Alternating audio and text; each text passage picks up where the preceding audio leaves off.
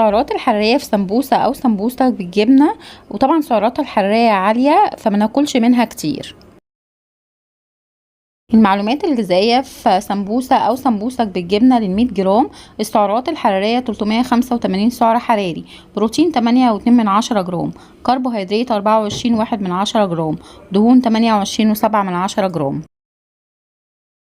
المعلومات الغذائية في سمبوسة أو سمبوسك بالجبنة للجرام الواحد: السعرات الحرارية 3.8 سعر حراري، بروتين 8 جرام، كربوهيدرات 24 جرام، دهون 28 جرام.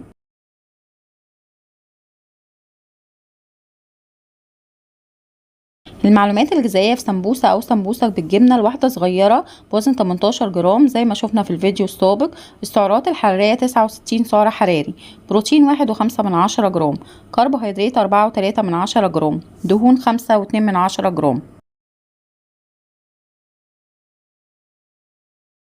المعلومات الغذائية في سمبوسة أو سمبوسك بالجبنة الواحدة كبيرة بوزن 26 جرام زي ما شفنا في الفيديو السابق: السعرات الحرارية 100 سعر حراري، بروتين 2.1 جرام، كربوهيدرات 6.3 جرام، دهون 7.5 جرام.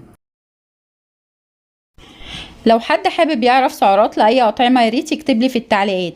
وشكرا ليكم على المشاهدة، وما تنسوش الاشتراك في القناة للحصول على المزيد من المحتوى المفيد حول الصحة والتغذية، وانتظرونا وقيم غذائية جديدة.